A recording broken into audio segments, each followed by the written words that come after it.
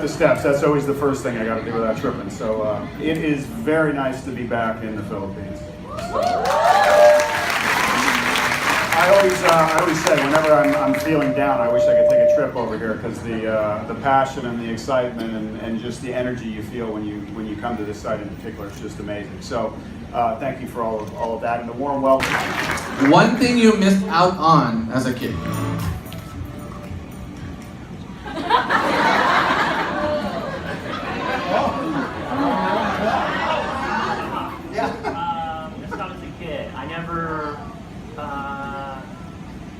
I never had my own bike.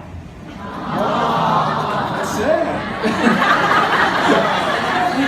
It's almost as sad as Mike's answer. For Kurt, Ride a bike. who's your favorite superhero? Batman. Ben.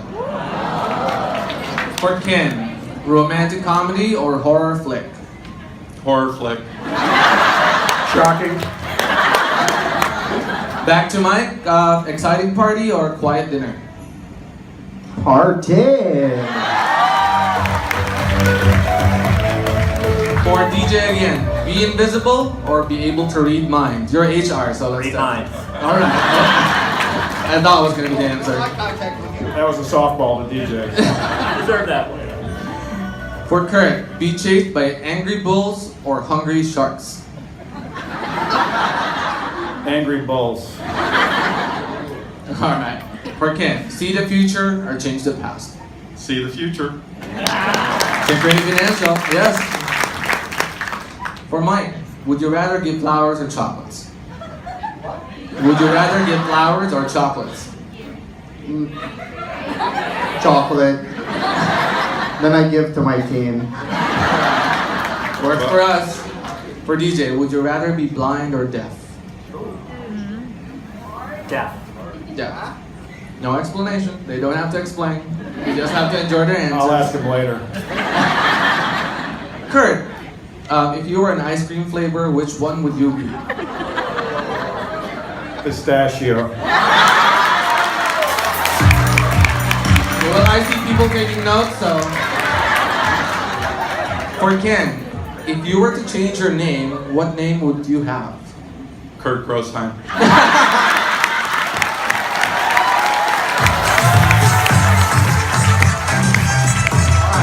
Almost done. For Mike, if you had a movie made about your life, which actor would play it? Glenn Close. Oh, sorry. How about De Niro? I think De Niro's pretty cool. For DJ, if you were a superhero, what would your superhero name be?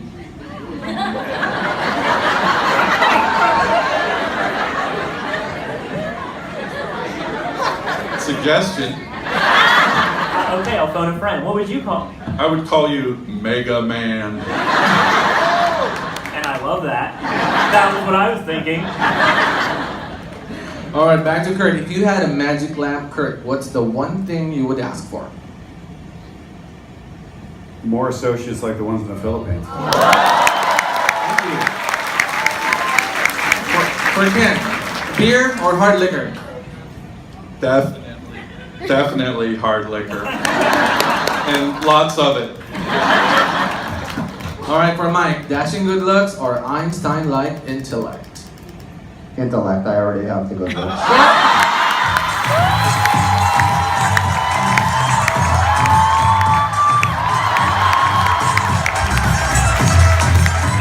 For DJ, You might have to ask Mike the blind question. For DJ, are you a morning person or not? Yeah, I'm a morning person. Aww. You're adorable. If you haven't noticed, you have a growing fan base. So. For Kurt, would you rather be rich or famous? Rich. For Ken, on vacations, air travel or cruise? Air travel. For Mike, on sports, basketball or football? I'm in the Philippines. Basketball, man. Yeah, for some reason, the questions are lining up interestingly for DJ. Cats or dogs, DJ? Dogs.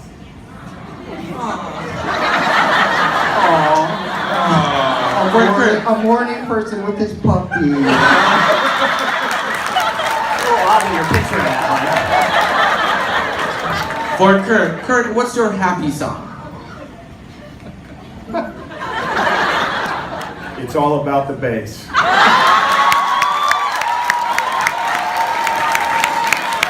For Ken, what's the most expensive thing you bought someone? Those will be pearls for my wife. Lastly, to wrap it up, Mike, what's your comfort food? My comfort food, Rihanna Vamos. Thank you, ladies and gentlemen. Again, Kurt, Ken, DJ, Mike.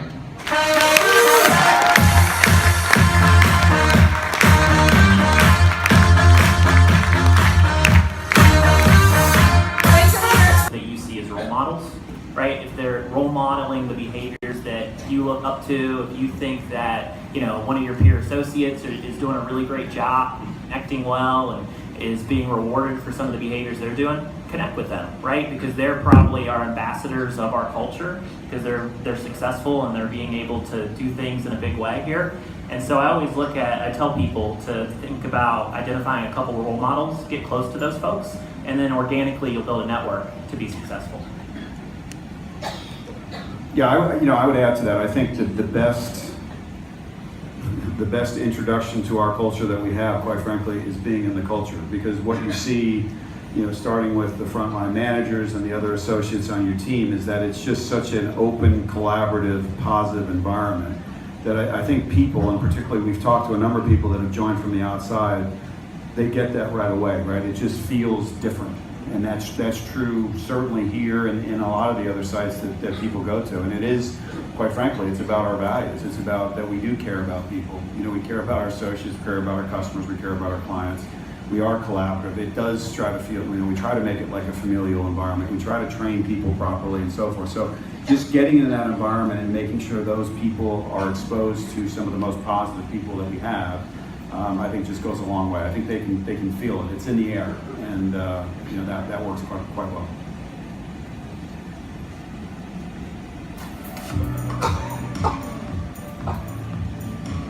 Hi, I'm Maan, one of the customer service managers for the winning team, JCPenney.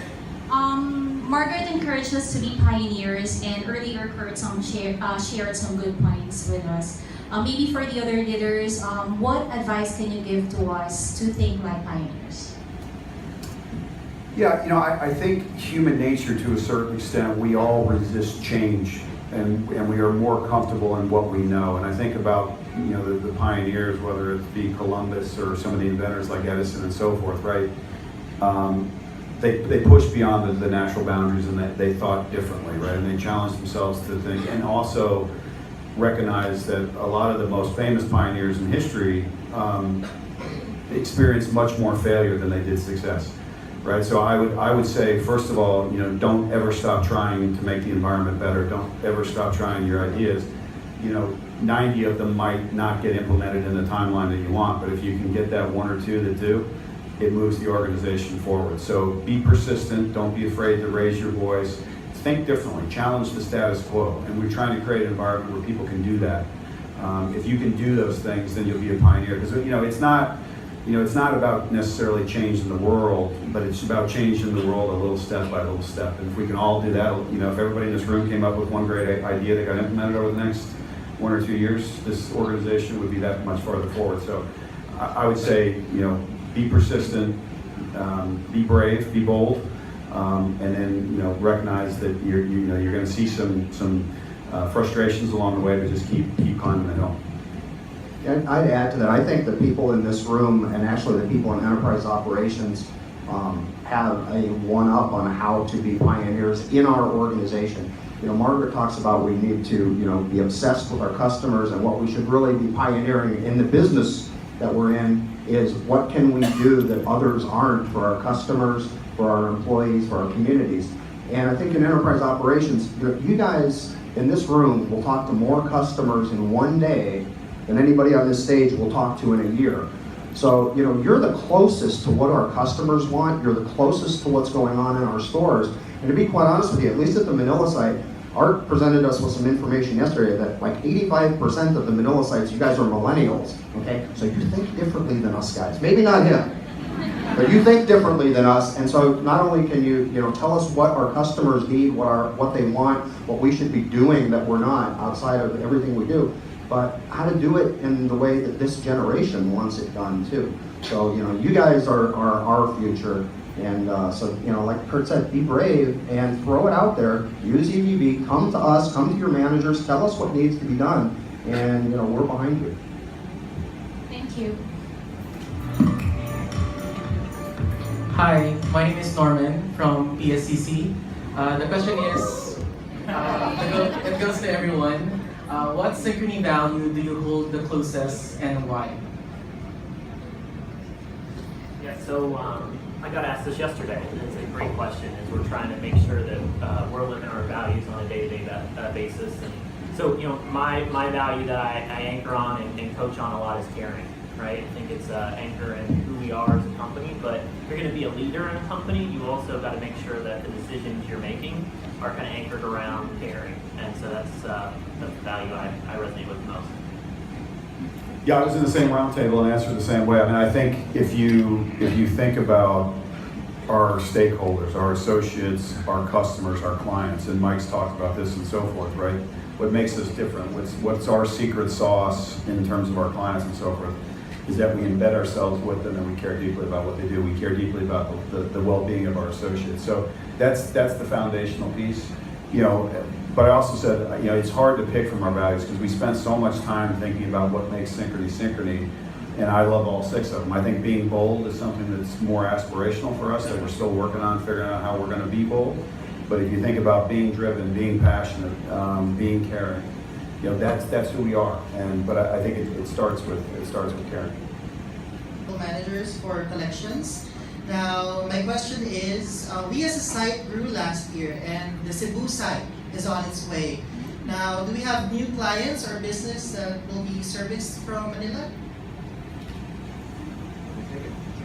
Okay, again, here comes honesty, okay? And again, sometimes it's messages that aren't the most popular, but it's the truth.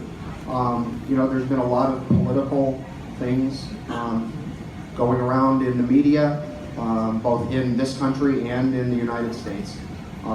In this country, we've had 20% year-on-year growth at this site for the last 10 years. This year, based on some of the things that have been said by our government here, we're taking a little bit more cautious approach. And we've made the decision that until things change, whatever that means, that we're not going to back out of the Philippines. Obviously, this business is way too important to our organization, but we're going to kind of hold in steady state to see what happens. So yes, we're making the investment in Cebu, and the biggest part of that investment is to make sure that the Philippines business is safe. Right now, we have all of our eggs in one basket here in Manila, and that's an operational risk that's getting too big. So we're looking at, we want to spread the risk out. Hopefully Cebu is far enough away that if something happens there, it's not going to happen in Manila and vice versa. So we'll be able to keep a Philippines operation going should some natural disaster occur. Over time, we've got a commitment to the Philippines. I am confident that things are going to change and that people will get more bullish on growth. We've done too much good for the last 10 years to let it go away because some politicians have gotten their thin skin riled and said some things that maybe they regret at this point. So, Kurt mentioned earlier that there is a very robust pipeline. As we add clients, my guess would be as things are they're quiet here and there's a little bit more unity between our governments, I guess that will continue to grow. But at this point, what we have on paper is pretty much a flat, we're at 2,400 and some odd associates right now, and that's where we will stay throughout 2017. Collections is the one exception to that. They're growing this year, but that was what was already in plan. So collections, I think, is at like 105 right now. They will be at 274 by the end of the year. So collections is going to continue to grow. The rest of us will stay, about where we're at today. again, until things change. Things could change tomorrow, things could change July, things could change at the end of the year, but I'm confident things will change. Yeah, let me just echo that because I think it's important and it's probably on the mind of a lot of people sitting in this room. You know, we love the job that Manila has done over the last 10 years. I mean, I can't say that enough. Mike talked about 20% year-over-year growth. You know, we're monitoring the situation closely, as you might imagine, right? And we are taking a bit of a wait and see as it relates. But you know, again, this is the perspective now. You know, we continue to monitor it month by month, and if that changes, you know, again, we would be happy if we thought the risk was manageable to open the spigot. So, you know, nobody should be worried. Like I said, this is, you know, we're committed to the Philippines. We love the work that's done. You guys are the #1 site in terms of customer service. You know, there's no doubt about it. So, and off to a great start in collections as well. So, yeah, we'll continue to monitor it. But again, I don't want folks in this room or anyone else in the site feeling nervous about what's going on. Yeah, like I said, there's a lot going on here locally and a lot going on in the U.S. right now. That, like I said, we just are trying to be prudent and take a little bit of a wait and see. But you know, that can change and hopefully will change as things settle down, as Mike said, over time. So, you know, please keep doing the great job you're doing because that makes everything easier. Thank you. Thank you very much. We got all the